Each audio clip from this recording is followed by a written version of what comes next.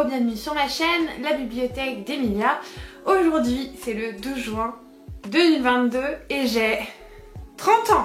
Aujourd'hui c'est mon anniversaire, je vous filme évidemment cette vidéo en avance tout simplement parce que je serai à ce moment même, normalement si vous regardez la vidéo le jour où elle sort, à Disneyland Paris. J'avais besoin, je pense, d'un peu d'insouciance et d'innocence pour passer ce cap difficile de la trentaine. Même si ça fait un petit moment que je m'y prépare là. Et je vous avoue que là, très honnêtement, on est à 7 jours du grand départ. Et j'ai très hâte d'avoir 30 ans en fait. Parce que j'ai tellement hâte d'aller fêter mes 30 ans à Disney. C'est incroyable. Si jamais vous ne le saviez pas déjà, même si c'est quand même assez évident je pense, je suis une grande fan de Disney. Ça fait partie de mes passions. J'ai énormément d'amour pour ces films qui ont bercé mon enfance.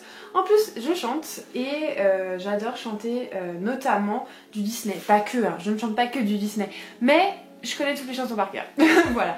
Je me suis dit que c'était deux circonstances de vous présenter ma collection de livres Disney. Et vous verrez, c'est pas parce que j'aime Disney que j'aime toutes les collections Disney.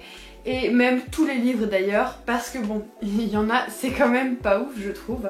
Donc on va commencer, je pense que je vais faire de plus jeune audience à plus adulte. Donc la première collection dont je voudrais vous parler, c'est les Disney Chills. Alors je n'en ai qu'un, il s'agit du Pacte de la sorcière, ils sont écrits par Vera Strange. Et j'en ai qu'un parce qu'en fait j'en ai pas racheté et celui-ci va partir sur Vinted.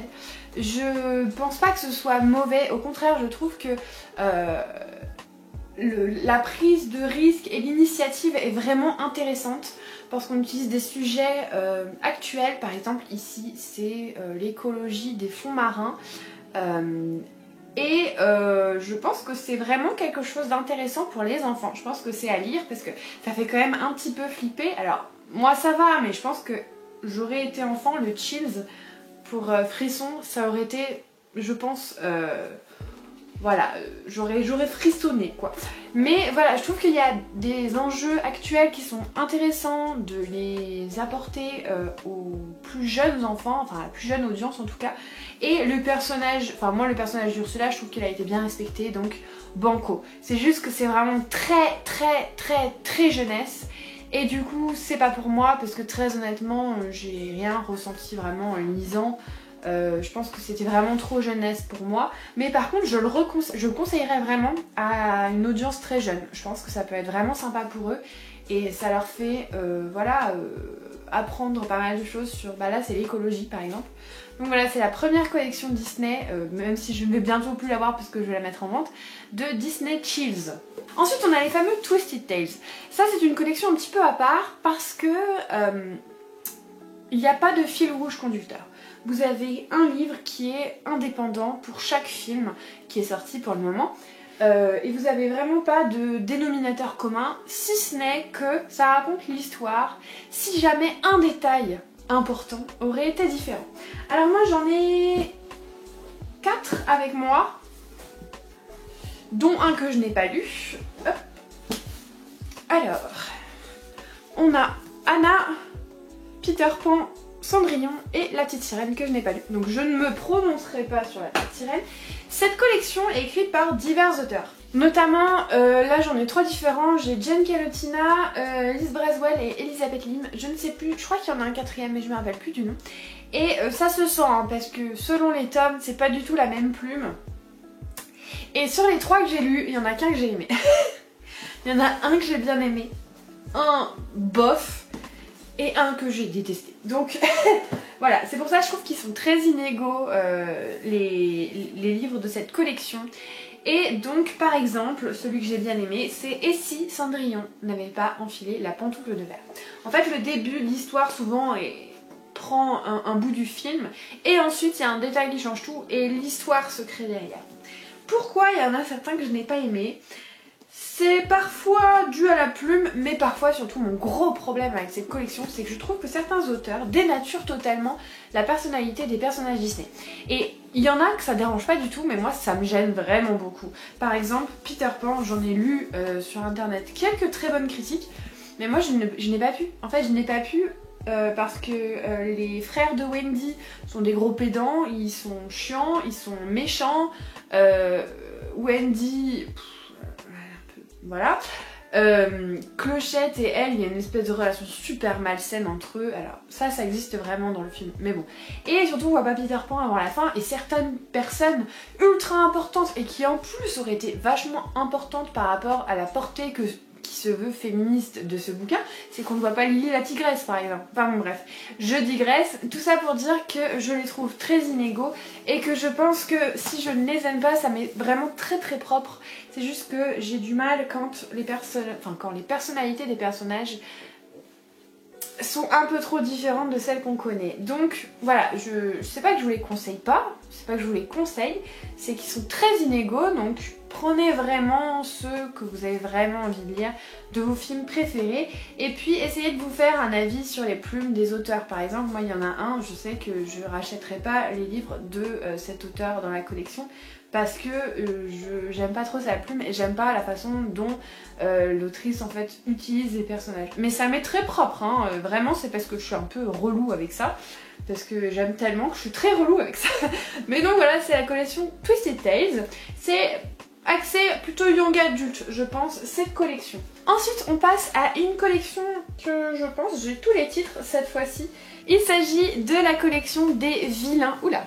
Donc ce sont les histoires des vilains, comment ils sont devenus comme ils sont, pourquoi ils sont méchants. Voilà, c'est l'histoire des vilains. Il y a pour l'instant 1, 2, 3, 4, 5, 6, 7, 8 tomes, je les ai tous. Mais il y en a un, Cruella, que je n'ai pas encore lu, qui est indépendant apparemment, il peut vraiment se lire tout seul. Et les autres suivent un fil rouge. Là, c'est écrit par Serena Valentino et bien que ce soit la même personne qui écrive tous les tomes, je les trouve également très inégaux. Toujours pour la même raison, c'est que je trouve que certains personnages ne sont pas du tout respectés dans les histoires en fait, et du coup ça me gêne un petit peu. Et c'est dommage parce que je trouve que sur certains personnages elle fait vraiment un super travail. Je pense notamment à Mère Gothel où j'ai trouvé que le développement du personnage avait été intelligemment fait et que ça s'intégrait vraiment bien dans les films, alors que là je viens de lire Lady Tremaine et clairement décrire Cendrillon comme une pestouille qui terrorise ses deux demi-sœurs, pour moi c'est un grand nom. Donc voilà, sachez qu'ils sont pas tous au même niveau je trouve, et en plus de cela, ça peut en choquer certains, mais il y a une intrigue en plus qui concerne des personnes qu'on connaît pas, hein, qui n'apparaissent dans aucun Disney et qui sont le fil rouge conducteur de tous ces vilains. Alors on aime ou on n'aime pas, moi j'avoue que je trouvais ça un peu superflu, mais bon.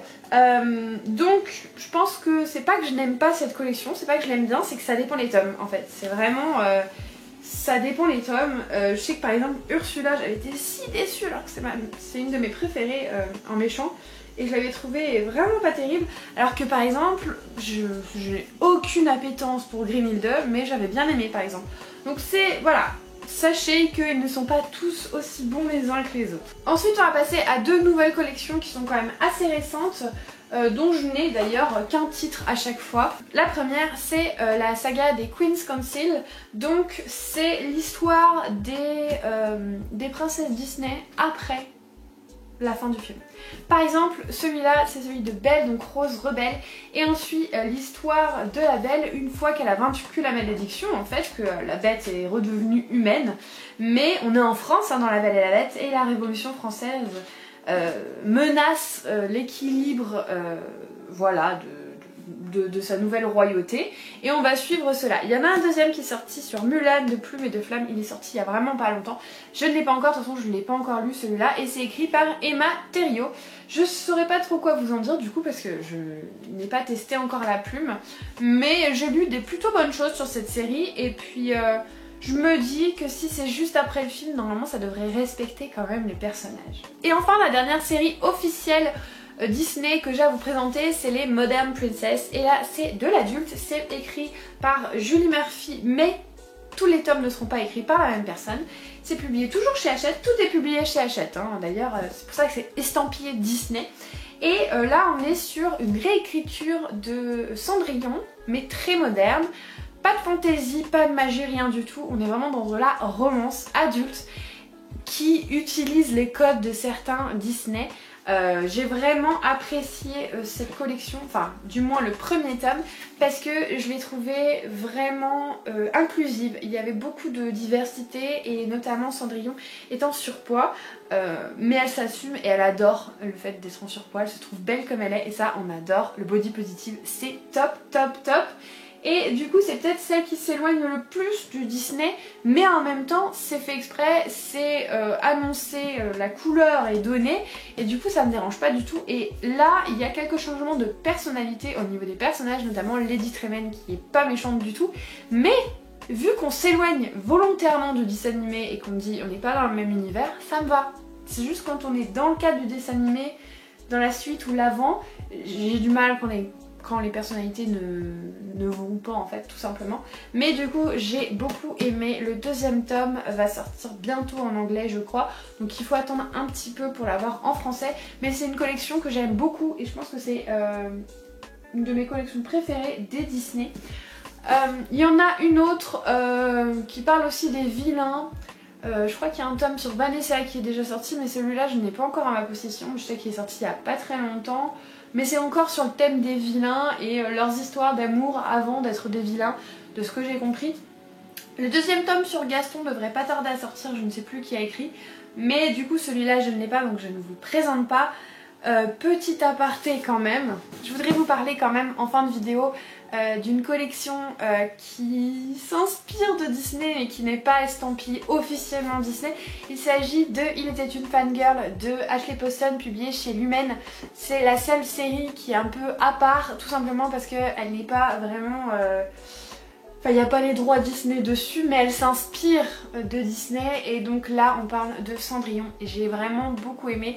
C'est du young adulte contemporain et c'est rare que j'aime le young adulte contemporain, mais c'est à base de geek, c'est à base de retournements un peu loufoques, de situations, enfin j'ai trouvé ça vraiment bien fait pour une fois et en plus les références à Cendrillon étaient juste ce qu'il fallait, c'était bien dosé, c'était bien imaginé et en fait ça n'a Cendrillon que de nom parce qu'on s'éloigne quand même vraiment beaucoup du conte, mais du coup c'est la seule collection, enfin la seule trilogie qui est hors les collections officielles de chez Hachette qui sont vraiment, ce sont des collections Disney.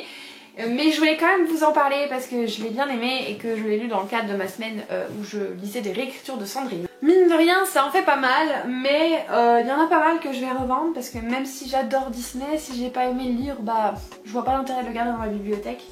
Je vais quand même garder la collection des méchants en entier même si je les aime pas tous parce qu'ils se suivent, c'est vraiment un fil rouge conducteur donc je me verrai pas les séparer. Mais je sais que le Chills et certains Twisted Tales, je vais m'en séparer. C'est pas grave, hein, ils trouveront des maisons qui les aimeront plus que moi je les ai aimés. Il n'y a pas de problème. En tout cas, voilà, j'avais envie de vous présenter mes livres Disney aujourd'hui parce que c'est un jour qui s'y prête énormément.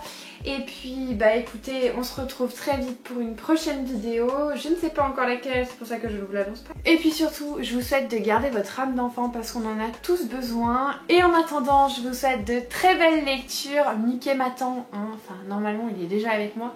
Et je vous fais comme d'habitude des bisous.